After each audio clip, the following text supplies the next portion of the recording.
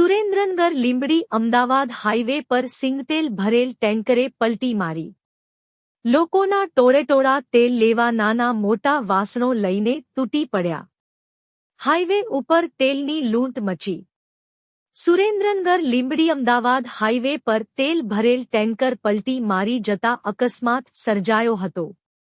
તેલ ભરેલ ટેન્કરના ચાલકે સ્ટેરિંગ પરનો કાબુ ગુમાવતા ટેન્કર પલટી મારી ગયું હતું અને આ ઘટના લીંબડી હાઈવે ઉપર ન્યૂ કબીર આશ્રમ સામે ટેન્કર પલટી ખાઈ જતા અકસ્માત સર્જાયો હતો, જેમાં ડ્રાઈવરને ઈજા પહોંચતા ઈજાગ્રસ્ત ટેન્કર ચાલકને સારવાર અર્થે 108 દ્વારા હોસ્પિટલ ખાતે ખસેડાયા હતા. તેમજ આસપાસના રહીશો અને મહિલાઓ તેલ ભરવા અલગ અલગ વાસણો લઈ પડાપડી કરતા નજરે પડ્યા હતા. અકસ્માતને પગલે હાઈવે પર ટ્રાફિક જામના દ્રશ્યો પણ સર્જાયા હતા.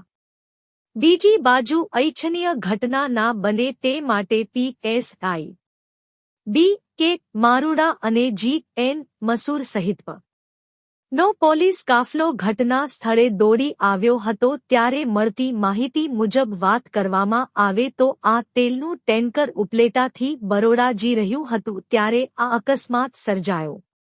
જેમાં વાત કરવામાં આવે તો આ ટેન્કરના ડ્રાઈવર રાકેશભાઈ સોમાભાઈ પારઘી ઉંમર વર્ષ 30 જેઓ સંતરામપુરના રહેવાસી છે, જેઓ ઈજાગ્રસ્ત બન્યા હતા. ત્યારે ઈજાગ્રસ્તને તાત્કાલિક સારવાર અર્થે લીંબડી સિવિલ હોસ્પિટલ ખાતે 108 દ્વારા ખસેડવામાં આવ્યા હતા. ત્યારે લીંબડી PSI સહિત પોલીસ કાફલા સાથે હોમગાર્ડ જવાનો દ્વારા હાઈવે પર ટ્રાફિક ખુલ્લું કરાવ્યું હતું તેમજ તેલ લૂંટવા આવેલ લોકોને પણ હટાવ્યા હતા. ત્યારે લીંબડી નેશનલ હાઈવે પર અકસ્માતનો સિલસિલો યથાવત જોવા મળી રહ્યો છે.